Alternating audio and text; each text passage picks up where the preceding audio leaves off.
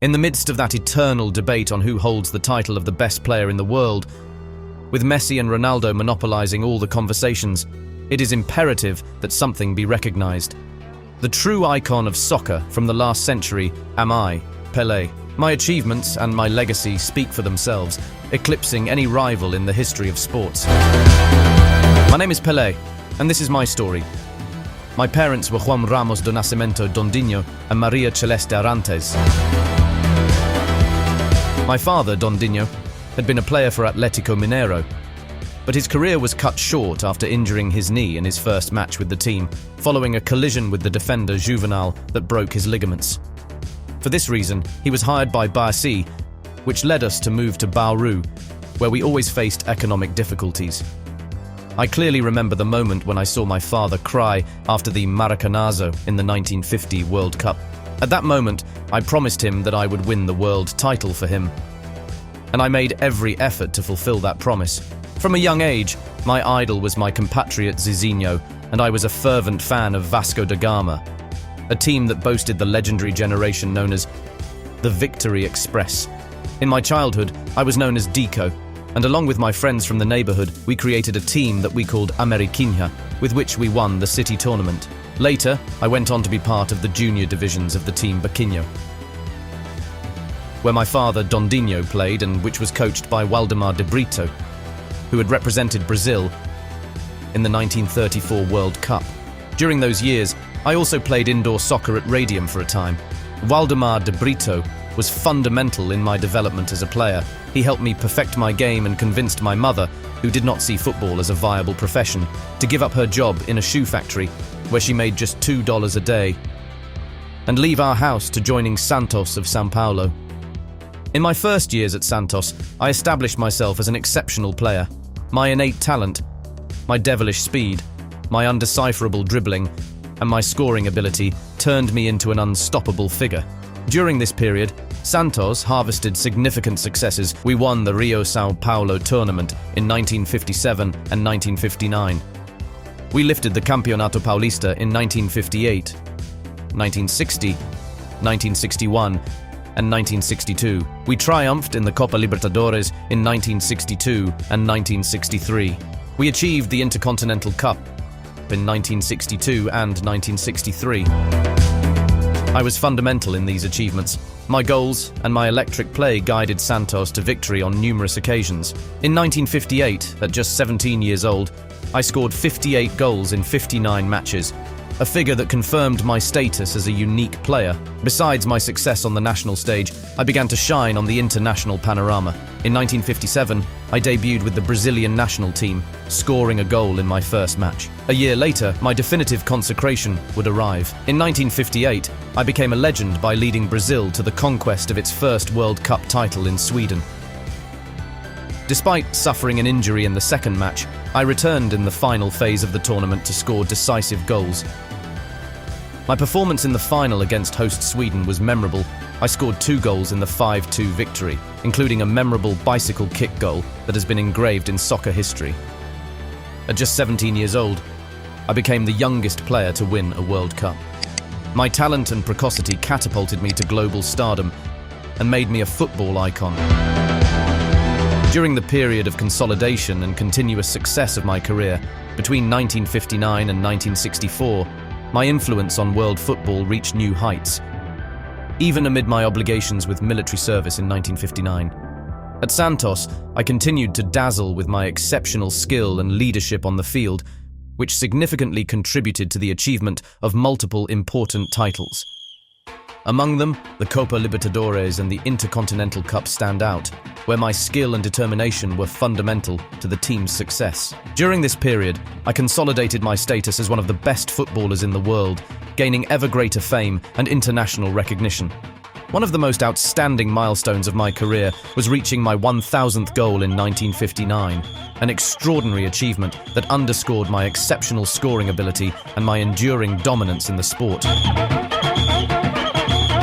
My talent not only impressed Brazilian fans, but also captivated audiences around the world, establishing a legacy that endures to this day. During the second golden era of Santos under the management of Julio Matze, which spanned from 1964 to 1972, the team experienced remarkable success, winning numerous tournaments both nationally and internationally. I continued to be a central figure on the team, contributing with my incomparable skill and leadership on the field. Regarding the 1962 World Cup, despite facing an injury that limited my participation, my contribution was significant in the matches I was able to play, which helped Brazil retain the world title. However, the 1966 World Cup turned out to be a disappointment for Brazil, as the team was eliminated in the first phase of the tournament. I suffered numerous violent fouls that affected my performance and contributed to the team's poor performance during the tournament.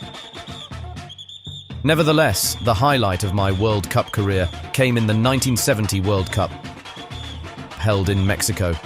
Leading Brazil, I was a decisive figure in winning the third world title for my country.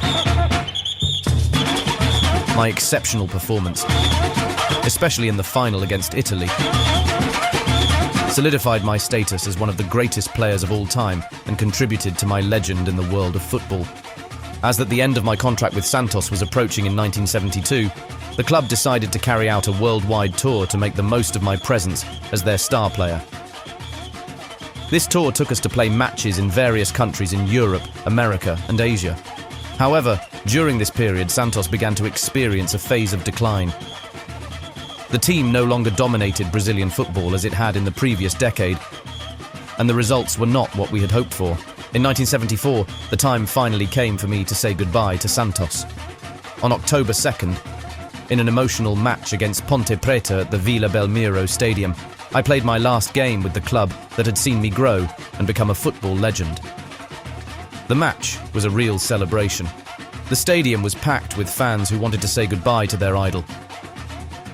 I scored a goal in the 2-2 draw, and at the end of the match, I was applauded by the crowd. My departure from Santos marked the end of an era. I had left an indelible mark on the club, winning numerous titles and making it one of the most important teams in the world. In 1975, I decided to sign for the New York Cosmos of the NASL, a professional soccer league in the United States. My arrival in the country generated great anticipation, being the first time a player of my stature joined an American team. My debut with the Cosmos occurred on June 15, 1975, in a match against the Dallas Tornado. Although the result was a 2-2 draw, I made a good impression by scoring a goal and providing an assist. The first season with the Cosmos was not as successful in terms of results. The team finished in third place in the Eastern Conference, and we did not qualify for the playoffs. However, my presence had a huge media impact. The Cosmos' matches drew crowds to the stadiums, and interest in soccer in the United States began to grow exponentially. During that season, I became the great figure of the Cosmos. My talent, charisma, and worldwide fame contributed to turning the team into one of the main sports attractions in the country. During the 1976 season, the New York Cosmos experienced a notable improvement in its performance, thanks to the arrival of new talents like Giorgio Chinaglia. This addition strengthened our team and raised our level of play. Despite changes in the technical staff, we managed to reach the finals of the North American Soccer League, NASL, which was a significant achievement that demonstrated our ability to compete in the elite. Although we reached the finals, unfortunately we could not secure the championship and were defeated in the last stage of the competition. Despite the disappointment of not obtaining the title, that season was an important milestone for the Cosmos. We showed the world our ability to compete for the NASL title. The addition of new talents and our progress on the field promised a bright future for the team under my leadership and that of Chinaglia. The following season, in 1977, would be my last with the New York Cosmos, and turned out to be the most successful. We won several important matches, including the NASL final against the Seattle Sounders by 2-1. I contributed significantly to the team's success, demonstrating that despite my age, I still had the quality and experience to make a difference on the field. In the final, I scored a free kick goal that was decisive for our victory. After that season, I made the decision to definitively retire from professional football. My career had been brilliant, full of successes and recognition. I had become one of the best players in history and a legend of world football. My retirement was an emotional moment. full of tributes from my teammates, fans, and the press. I said goodbye to football with a title in my hands, and with the satisfaction of having left an indelible mark on the sport. On October 3rd, 1977, I officially bid farewell to soccer in an emotional match between Santos and Cosmos. The event took place at Giants Stadium in New York, in front of a crowd of 75,646 spectators. I played the first half with Cosmos and the second with Santos, the team of my loves. In the first half, I managed to score a free kick goal for Cosmos, but in the end, Santos won the match 2-1. With this match, I closed a legendary career in soccer. Throughout my career, I played 1,363 matches and scored 1,281 goals, making me one of the most prolific players in history. I retired from the Brazilian national team in 1971 after having won 3 World Cups, 1958, 1962 and 1970. My legacy in international soccer is unmatched. Over the years, there were several attempts to convince me to return to the national team in times of need. However, I declined these proposals, preferring to remain true to my decision to retire from the professional scene. After my retirement as a professional player, I continued to have a significant impact on the soccer world and beyond. In 1977, I was appointed as a United Nations ambassador and received the Citizen of the World decoration. Additionally, I was included in the FIFA Fair Play Committee and became a Goodwill Ambassador for UNICEF. One of my most notable contributions was my role in the collaboration between FIFA and UNICEF to dedicate the 2002 World Cup in Korea and Japan to children, an initiative that turned out to be a great success. I also ventured into the world of cinema, participating in movies like Victory, 1981, and 1+1, 1981, where I showcased my soccer skills and my charisma on the big screen. Furthermore, I participated in various farewell matches and commemorative events, like the farewell of Franz Beckenbauer from Cosmos in 1984, and the celebration of my own 50th birthday. In the sports arena, in 1994, I was named executive advisor to Santos, the club where I began my career. That same year, I was also appointed Minister of Sports in Brazil, though I faced difficulties due to a lack of political support. During my tenure, the Pelé law was enacted, establishing rules for player contracts and obliging clubs to act more transparently. I have been widely recognized for my impact on the world of sports. In 1980, I was named Athlete of the Century in a poll organized by the French weekly L'Équipe magazine. And in 1999, I was included in Time magazine's list of the 100 most important people of the 20th century. My influence and legacy continue to be revered to this day, with additional acknowledgements such as the Golden Balls I would have won if not for geographic restrictions on the award in my era. It deeply saddens me to have to speak about my passing. In September 2021, I was diagnosed with colon cancer, and since then underwent medical treatment to fight the disease. However, my health further complicated when in November 2022, I was admitted to the Albert Einstein Israelite Hospital in São Paulo for a re-evaluation of my treatment, and I was diagnosed with a respiratory disease, in addition to contracting COVID-19 in December of that same year, which worsened my health condition. Despite the efforts of the medical team and the support of my followers, on December 29, 2022, at 15:27 hours, I passed away in the Albert Einstein Israelite Hospital at the age of 82. According to the medical report, my death was due to multi-organ failure as a result of the advance of colon cancer associated with my previous medical condition. My body was laid in state at the Vila Belmiro Stadium, where a public wake was held for 24 hours. I was deeply moved, knowing that about 230,000 people attended the wake to say goodbye to me, the King of Football.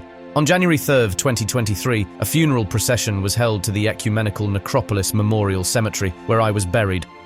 My death was an event that shocked the world of football and society in general. I am considered one of the best players in history and a global icon. I hope my legacy continues to inspire future generations of footballers and fans. Let me express to you frankly and straightforwardly, during my life as a footballer, I have been aware of my exceptional talent and the achievements I have reached on the field. My skills and achievements have been recognized worldwide, and my name is engraved in football history as one of the greatest. Regarding whether anyone is at my level, well, it is hard to find someone who has achieved the unique combination of success, skill, and recognition that I have had. Football is a constantly evolving sport, and there will always be new and talented players emerging. But so far, I can say with confidence that there has not been another player like me.